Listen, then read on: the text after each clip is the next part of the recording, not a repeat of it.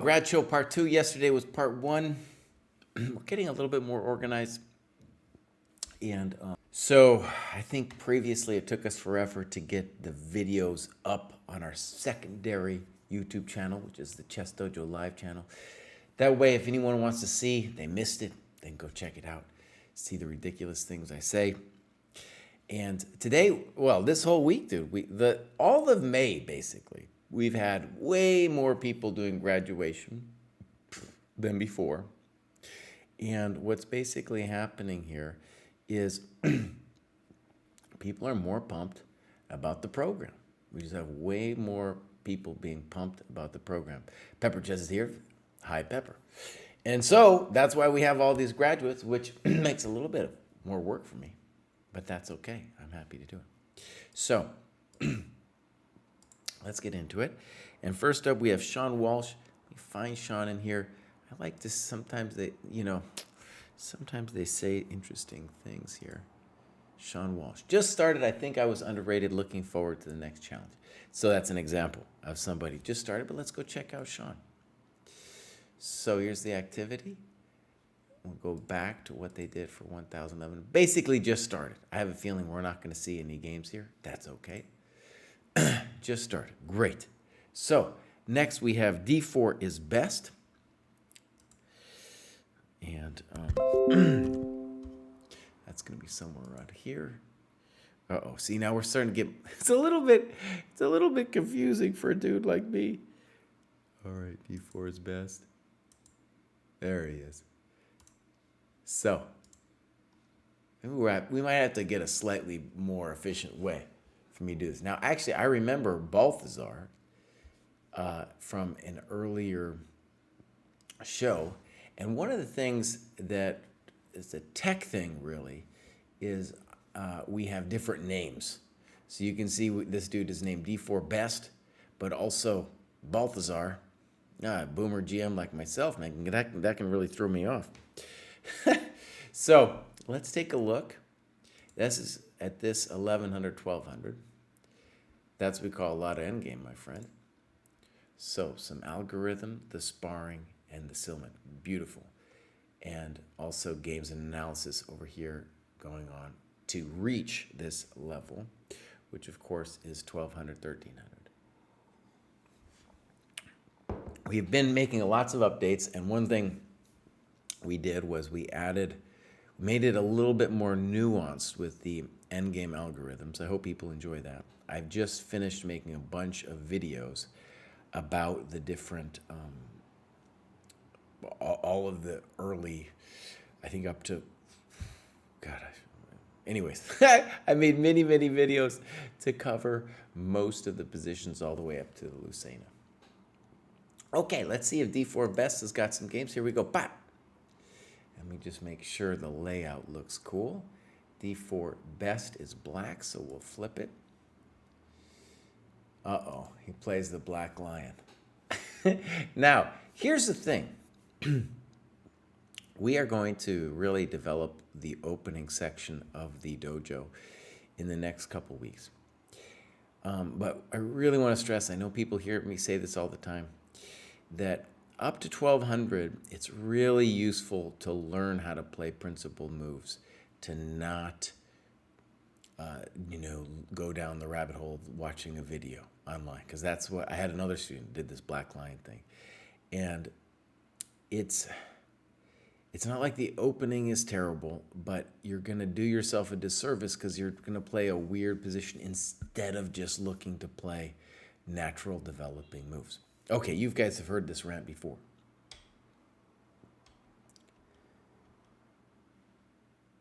Now, see what I'm saying? Here we go. This is exactly what I'm talking about. So, black here is not thinking about what white's doing. They're just doing their own thing. And do they have loads of time? Yes, they do. This game is 60 plus 20, as we can see. Right? 60 plus 20. So, obviously, the E4 pawn is hanging. Right? Yeah.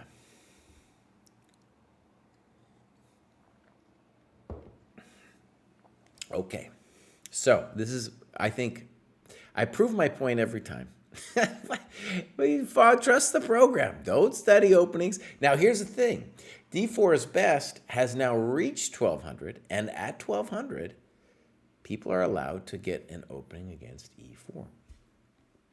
Okay, so here we go. Knight D7, E5, D4, Bishop E7. Now, this is a kind of hilarious annotation to say that black is slightly better here. And I will just say white is doing fine here.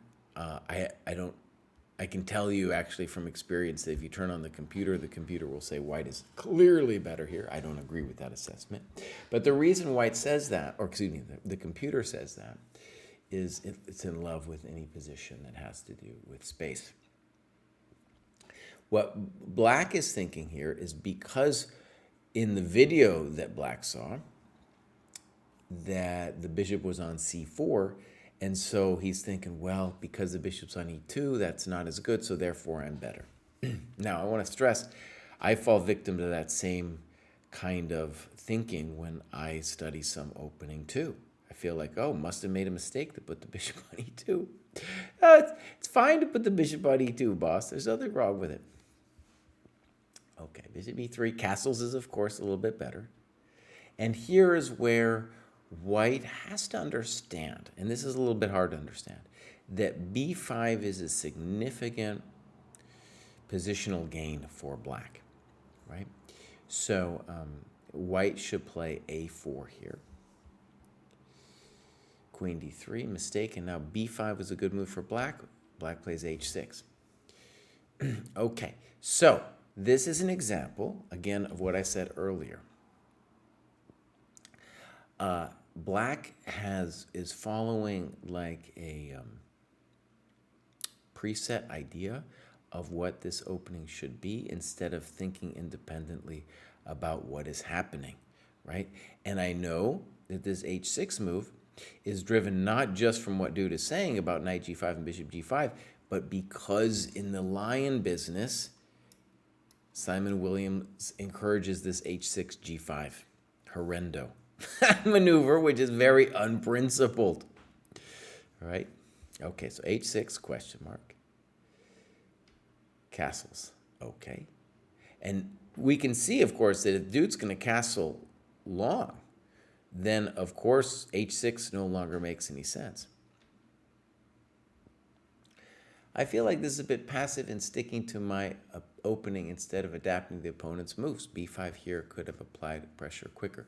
Now, one thing that you're doing is you're refusing to castle short, and it's clear, if anything, that you're going to have to castle short. b5 earlier would have, I definitely liked instead of h6. Okay. Weird. So here's the thing: when you play at this level, you know they're not going to they're not going to do. You know, it's hard for them.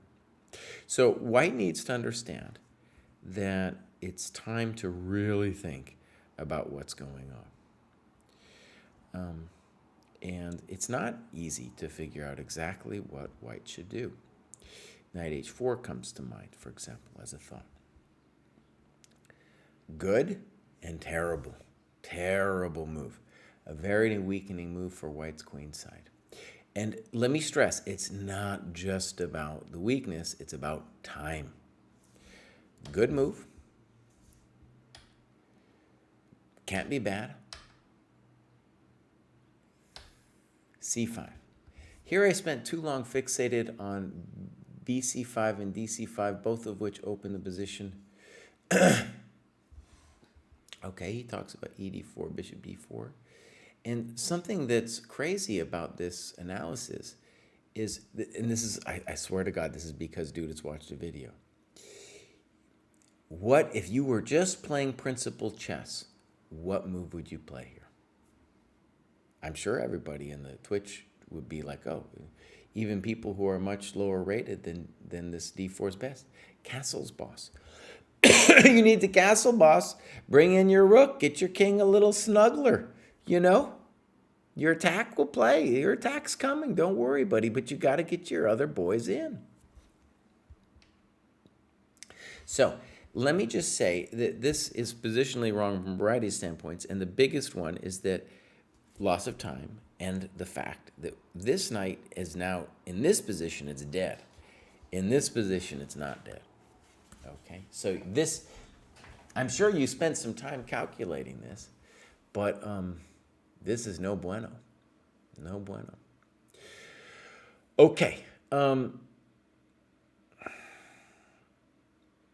I do want to say I admire the work, though, right? We got some good work here coming from White about the different variations and things now that White could do.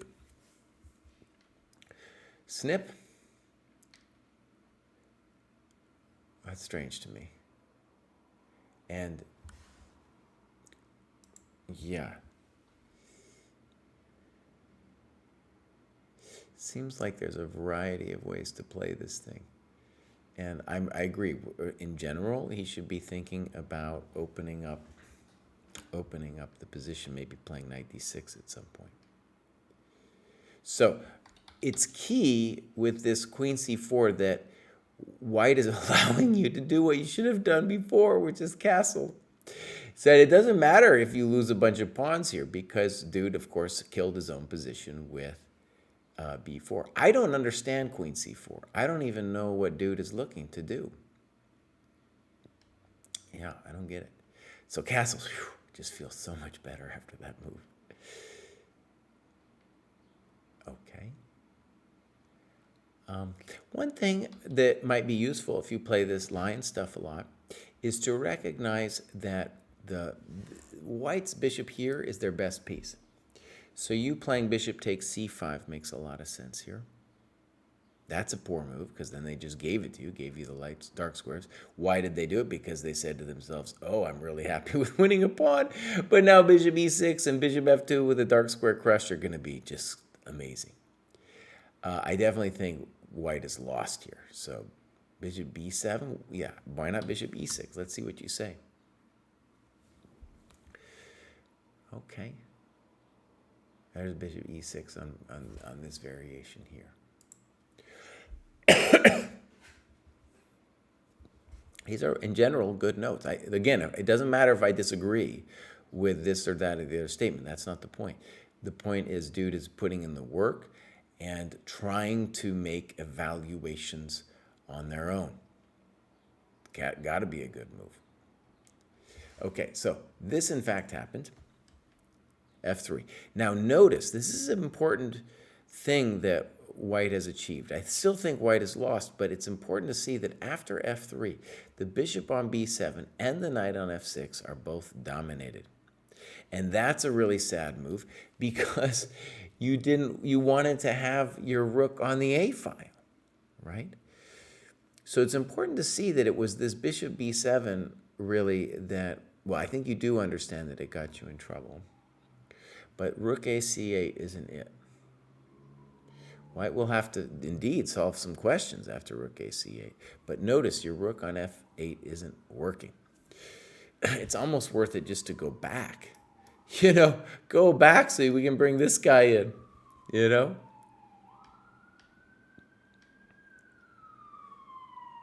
Thank you very much. And interestingly, Black is like, I'm clearly better. Boss, you just want a piece. You just want a piece, and you're killing him. Knight d6. Okay, why is that a crusher, Bill? Why is that a crusher? Ooh, that's a mistake. That's a mistake. So, queen takes b5, double exclamation point. Double. Okay, time out. So, White is down a piece. In general, we say we don't want to trade when we're down a piece, right? So the easy way out for Black here would be to take on d3 and then take on d6, right? I have a feeling there are other things Black could do as well. But that would be, let's call it our default move, right? Yeah. One basic way to play, for example, if you didn't want to trade queens because you just felt like I'm winning this, I don't even want to trade down into a winning endgame, is you could play queen b6 and he takes either rook, you give him a check, and he's going to have to play rook d2 or something nasty, you know? Okay, I'm going to say something obvious. A trope people hear from me on these shows is that in the under 1,000, what's happening is people are hanging their stuff. Of course, it's not like you hit 1,000 and you stop hanging stuff, right? It's part of the deal that it's going to continue for a little while. And even when you're a GM, you're going to hang some stuff. Good move. All right, so now we have a moment. What do we do? Boom.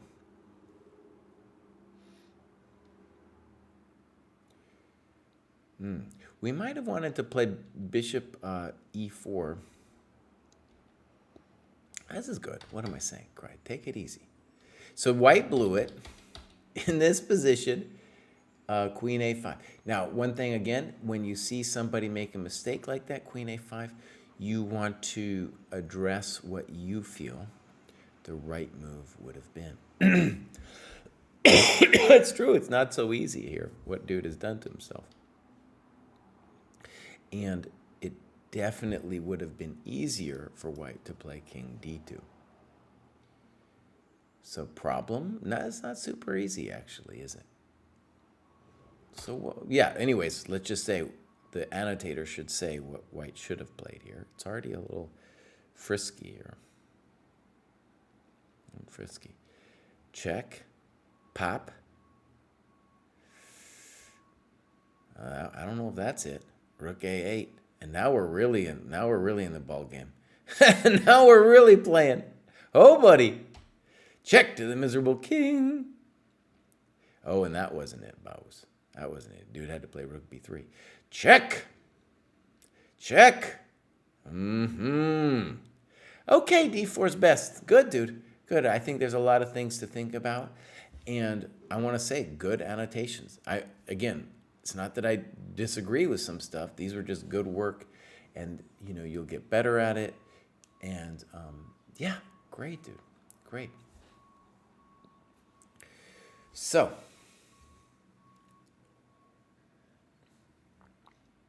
what are these players' ratings? So normalized Paul 184 to our Chess Dojo rating system, which is basically a FIDE rating system. When D4's best, aka Balthazar, played this, he was below 1,200 and is now above it. Okay, let's go check out Melcher. I'm still dealing with some really nasty, what do we call it, buddy? Some nastiness, huh? Is that what that's all you got? You're gonna call it nasty? There's E Young, who wasn't there before. D4 is best, and then we're gonna have Melcher. So here we go. Melcher's gained some points. I'm just guessing. He's done some work, some tactics, some endgame. Let's click on this. Some algos. Nice. A lot of people doing the algos. I'm really encouraged by that. So we're probably not going to see anything on this score breakdown. Tactics and endgame. Okay, dude is consistent. Tactics and endgame. So I have a feeling we're not going to see anything, but I'm wishing Melcher luck. Again, one of the reasons I like looking at this is just to get a sense of what kind of profile of players we have in terms of what they are doing, right? In general, you want to do everything, but we often see people skew towards game analysis, which is what I'd like them to do, but also we see a lot of people like Melcher doing tactics, end games. A lot of people just do tactics, so it's encouraging to see him do some end games in there. Okay, good. Next up, we have Mr. Barbarian. Let's go talk about Mr. Barbarian. He's over here, and he's like over here somewhere. Look at this. 2.0 is amazing. I feel like the Dojo 2.0 offers the most clear path in chess improvement. Yes, indeed. I've been on many other sites, and they either offer much material with no organized study plan or heavily focus on their holy grail of opening theory that will let you crush anyone like a world champion. They lack the gusto that the dojo provides. That's right. Most helpful is the playing and analyzing. Few tasks compared to the level of training you get from those two things. All-in-one trainings. You got opening, middle game, end game. It's all there. Upset stomach, diarrhea, and in rare cases, even death. That's right. Now, Mr. Barbarian has graduated a couple times.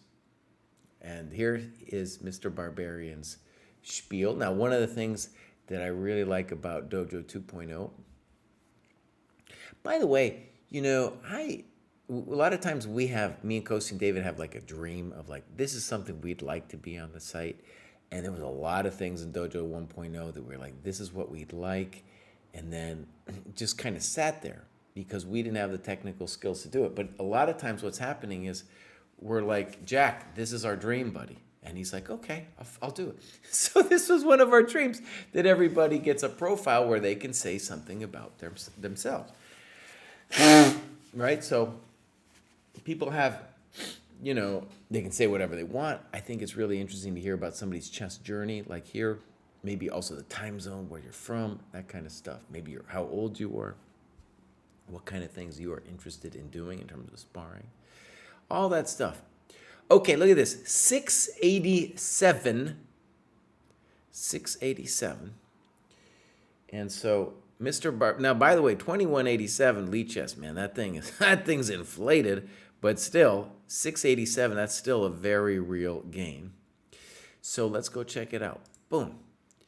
And so we're gonna be looking at the 12 to 13. Dude, Mr. Barbarian is bringing it.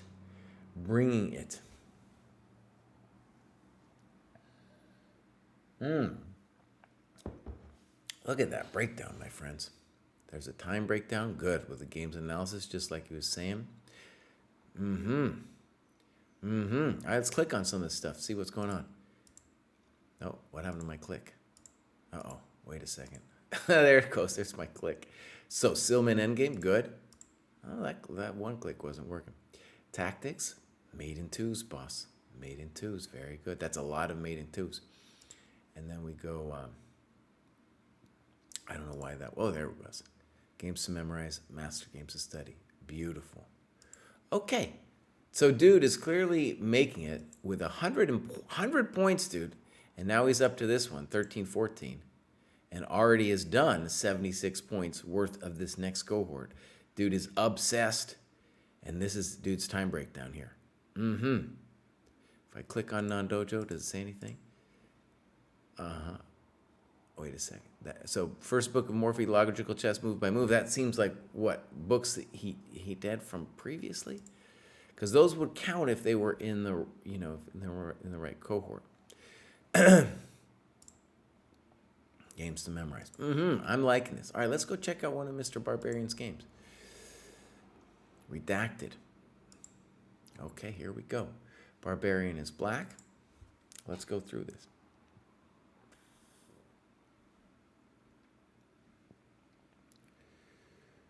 Let me start by saying that all games are played against people in my small town chess club or neighbors at 60-30. Their ratings are what they claim. Okay, fair enough. Okay.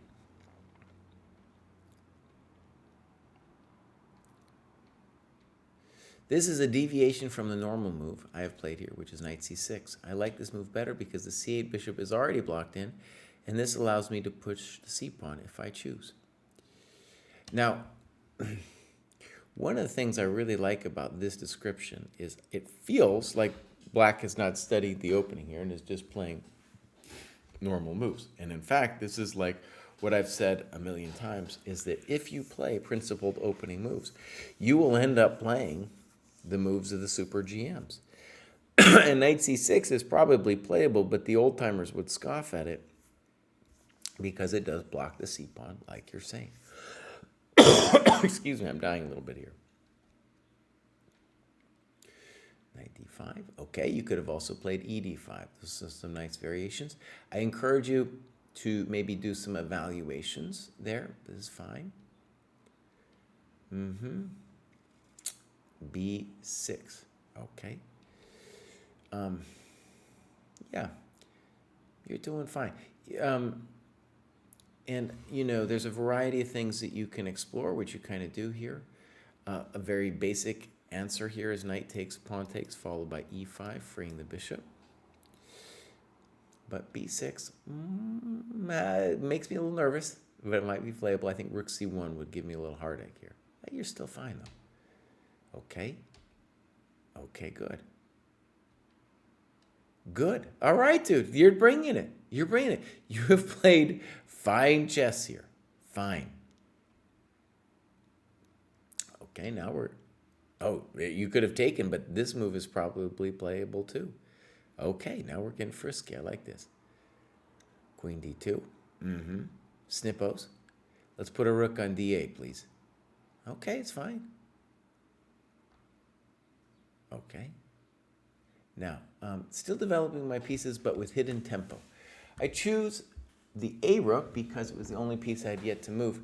But I should have brought the F rook to d8 instead, so the other rook could go to c file. There you go. Good, boss. That's absolutely correct. Little weird. Pop. Okay. Let's bring it. Yeah. Yeah, you're playing good chess, boss. You're playing good chess. Yeah.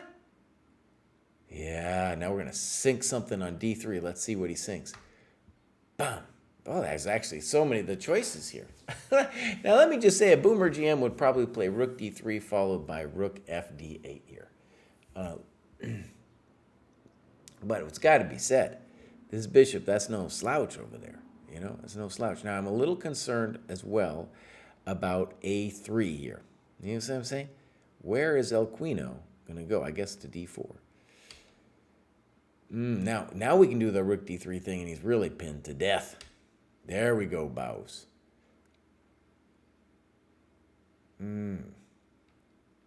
Okay, we should definitely do some variations there, bows. We need some variations there.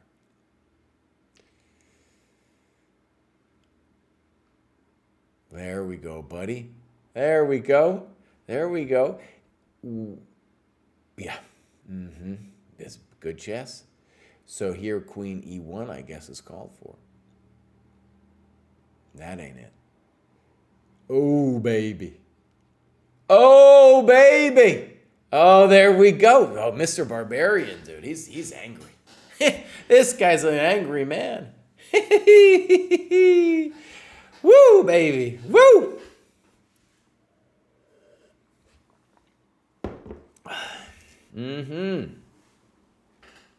Yep. What is this platform? This is Chess Dojo, my friend.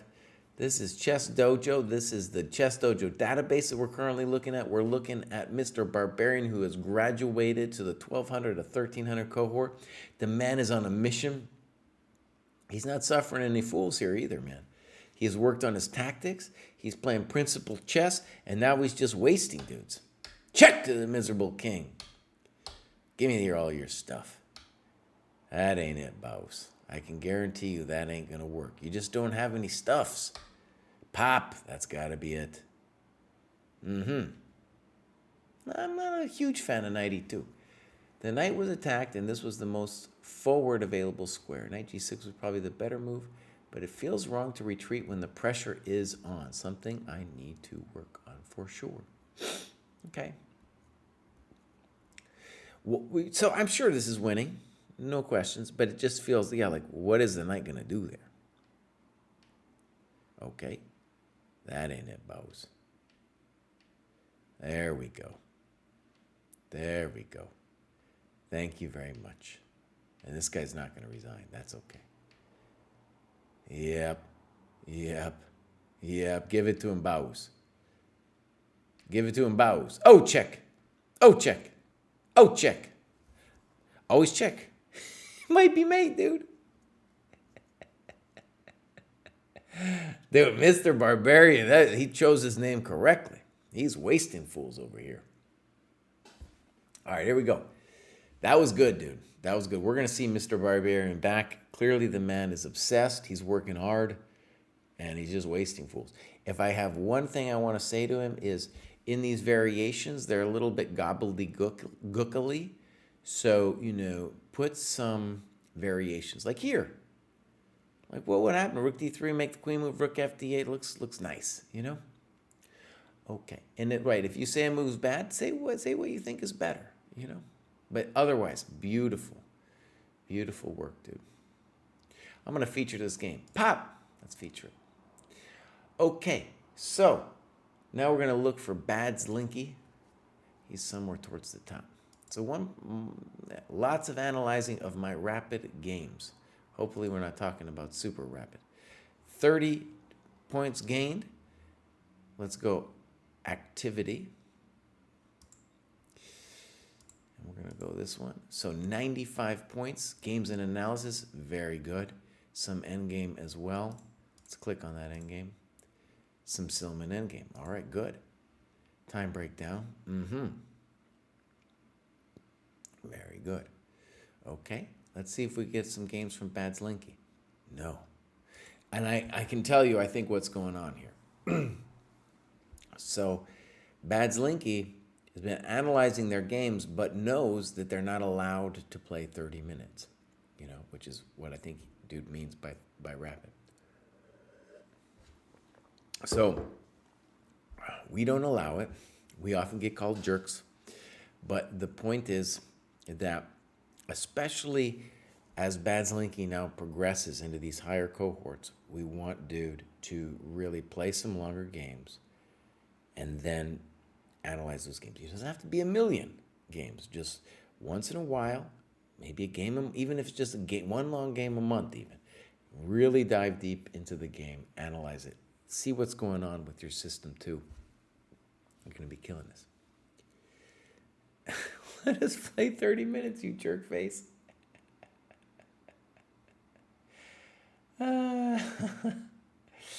They're talking in the chat, dude. They're in Discord. They're all about, dude, the new merch we got. We finally got our logo. We've been putting off doing the logo forever. Now we're just going crazy with the merch, dude. DM Hokey's looking at hand lotion. I'd buy a hand lotion with the Dojo logo on it. For sure, man. For sure. All right, let's go Think Lazy. Where are you, Think Lazy? Somewhere in the middle. Let's go look. Somewhere in here. There's Rutratus. I don't know how to say that. There's Mr. Melcher. We got one more. Pop. There's Melcher again. Josh. Uh-oh. See? Think Lazy. What happens here, maybe we're going to have to come up with a new way of doing this, is Jack set it up so that the recent graduates would show the past week. But obviously, if I started it yesterday, started the graduate show, there's going to be a couple more people that have filtered in, right? So here you go. Think Lazy. The structure and curated material on what to spend time on is the key to progress. There we go, buddy. Some good point gain, 71. Thank you very much. Some activity, lots of tactics, but this is just beginning. Let's see what they did to get here. That's always the interesting question. Not that much. Okay. Time breakdown. Some opening. Okay. So, in Think Lazy, of course, we're going up a notch here at 14 to 15. So, dude is allowed to study some openings. Let's see if they got some games. Think Lazy. Let's check it out. All right. Pop. Uh-oh. Think Lazy. Hey, buddy, you're looking a little lazy here, bro. What are you doing? What are you doing, Think Lazy? You got to say something, Bows. You got to say something here. People want to know. People want to know. There's some things to talk about here. There's some definite things we could have talked about. All right. Good. We're going to go to Opsy. We're going to go Opsy here. So, recent. Think Lazy is right over. There's Think Lazy. Here's Opsy. All right. Pop. Some good gain, 56 points. Average rating gain across the dojo in Dojo 1.0 was 41 points. We're going to see what it is. We're going to do some stats here pretty soon. So, Opsy has gone 15-16. Let's see what they did to get here. Okay. Some nice endgame work. Let's click on that. No, there we go, buddy. There we go. Okay. Yeah. That's a pretty good breakdown. Now, I have a feeling we're not going to see any games because Opsy doesn't have it in here, but let's just go check. Right, no games from Opsy. All right. Now we're going to go check out Rutratus. I don't know if they're saying their name right, dude. I don't know. So it's like Mr. Barbarian, and then Rutratus is next. I'm not gonna try to pronounce it. All right. So what you can see with this 36 points is it looks like they just got over the hump. Oh, no, actually, look at that. They just got over the hump with the FIDE. Nice. And what we're going to see, by the way, is as you move up the rating ladder, you have more and more people using the FIDE as their preferred metric. Okay, so this is the famous Rutratus. What did they do to get here? 118 points. Here we go. Here we go. And that's a good breakdown. Look at that breakdown, dude. 52% games and analysis, 42% endgame. This is what I'm talking about. Nicholas Sloan, thank you for subscribing. Oh, that's right, Nose. I got rid of that game instantly. Oh, dude. Okay, so let's just say I'm going to keep my eye on Rutratus here because dude is crushing it with the work. Yeah. Some people haven't done their time. This might also have been like what dude did, probably what dude did in the past. If we go then, we'll look what they did now. You know, just beginning. But a lot of endgame work, dude. A lot of endgame work. Okay. Beautiful. Let's go look at a game. Oh, darn. Oh, darn. Now, what might have happened is this, we had the old database and now we have this new database. So, dude might not have brought his games in yet into the new database. I'll tell you what, I want to try one thing because I'm so inspired by dude's work here. Let's go games and search by player and see if we can find Rutratus here. Hey, Rutratus. There we go. I copied, no, nothing. Okay. Excuse me. Now, coming up next, the famous Hector Gray. Thank you very much. Hector Gray has been on here before, and he is definitely making good progress. As he said, I've started using the post-game analysis and annotations to do opening work. That way, I focus only on lines that I currently face.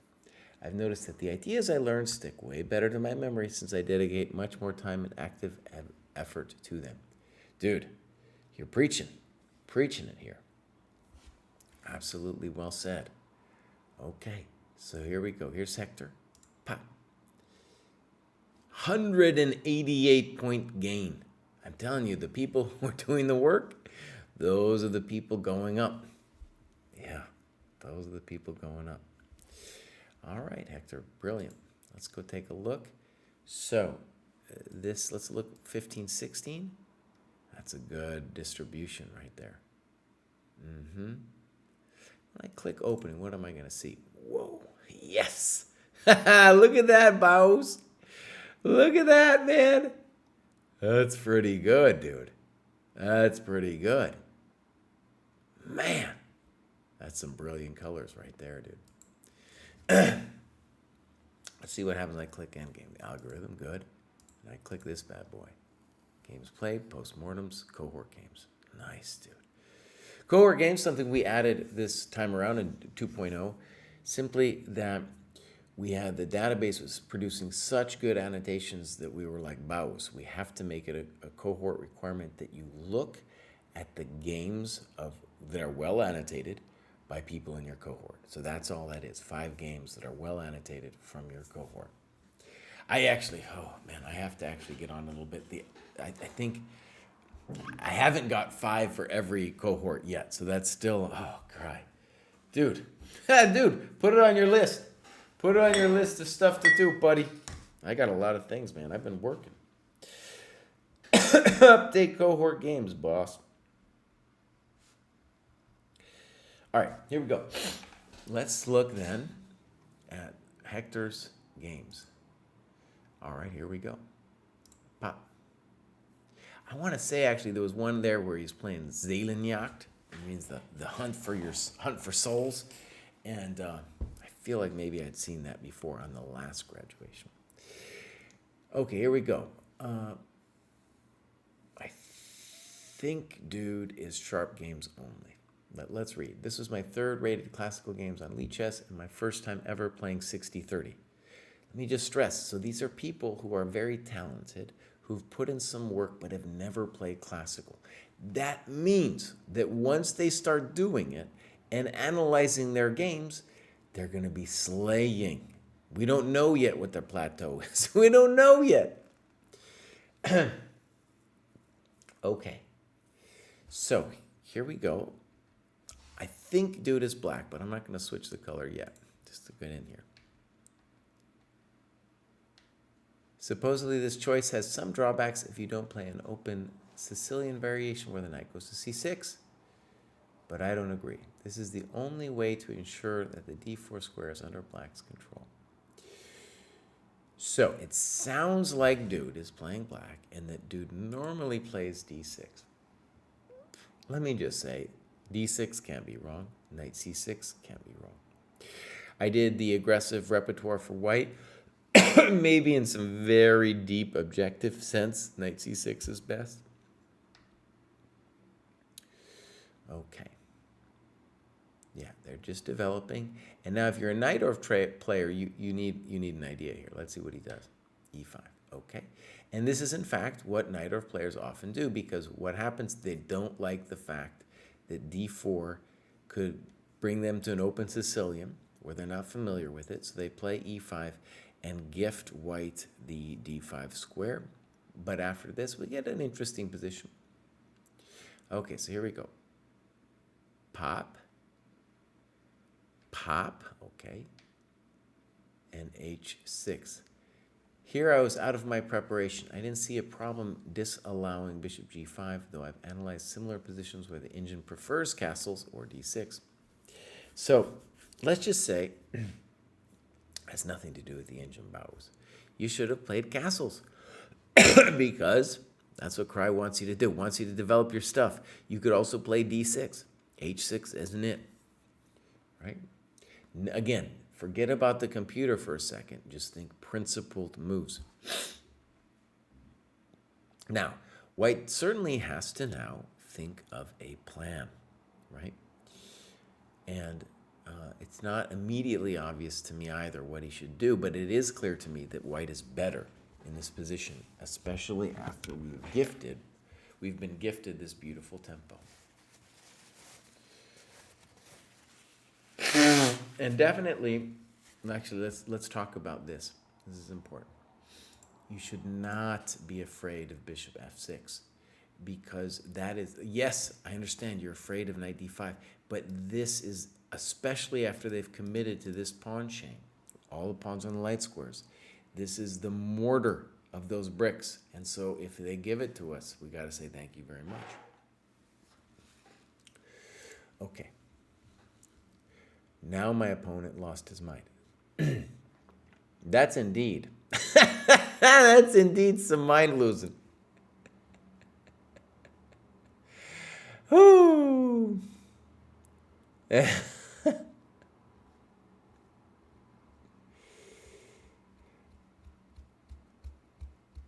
Oh, quad XE. No, this was something I learned about the Mac. The Mac, it sounds like it originates from there. That's what everybody thinks. This is what we were talking about this yesterday.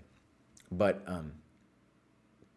the Mac is from Norwegian settlers from way back in the day who were then using the sun and stuff. And Mac means son of, and that's how it got transported into the whole Ireland, Scottish tradition.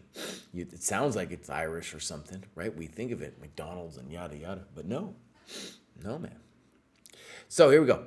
Pop, pop. And now let's just see how good Hector is finishing this dude off. I want to see d6. Good. Knight d5. The final learning moment. This allows a typical tactic, but I usually expect it in fast time controls. I learned about it when I played the French, and white went for bishop e5 in the advanced variation. Here, there you win a pawn. Here I won a piece. Absolutely. Actually, I have a vivid memory of when I was a kid and I blew it like this and I was probably like 1600 or something. It really burnt me. It really burnt me. And this dude learned it from the different, let's call it mirror image pattern. And so, yeah, well, this is bad news for White. White's just yard sale here, man. Yard sale. And at the very least, White should play ED and not lose a full piece, right? What are we talking about? Thank you very much. That ain't it. That ain't it. This dude. let's read this note. White left the game. White left the game. Honestly, a bit disappointing for my first 60-30, but I'm glad I spent the time analyzing. I wouldn't have interiorized both the h6 move and the knight takes, bishop e6 idea, which I only really understood after going over this game if I had. Yeah, so sometimes, dude, sometimes people blow it, and it's kind of, well, now I think if I understood what dude was saying, it's like, well, I don't know. Anyways, 1,500 on Lichess is probably like 400, you know? You gotta take those ratings with a grain of salt. Definitely below 1,000. Now, obviously, both players, by the way, kind of playing highfalutin opening moves, but the second we're out of the opening, they're just, I mean, like let's say up to here, White has played GM moves. Those are all GM moves. And then it's just like, well, I'm done. I'm done. I don't know. I mean, it's not only that, it makes h6, which I criticize. It makes it look like a genius move. You're like, oh, I was just waiting for him to put his knight there, boss.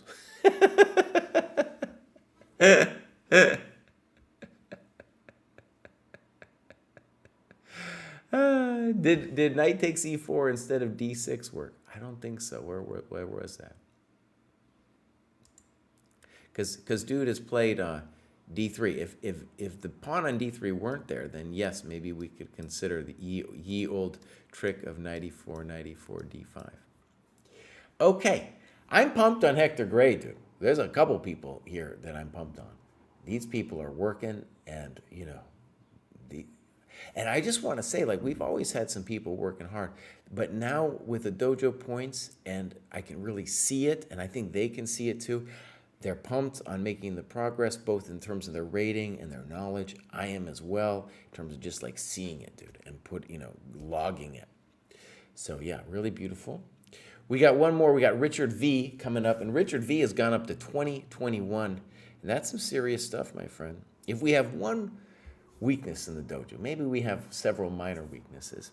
That is, we would all like to see more people coming up in those upper cohorts. And part of the problem is just math. Like the higher you go, the less people you get up there. Just pure math, right? And so also just gets super competitive. All right, so let's go. Richard V, he's somewhere near the end.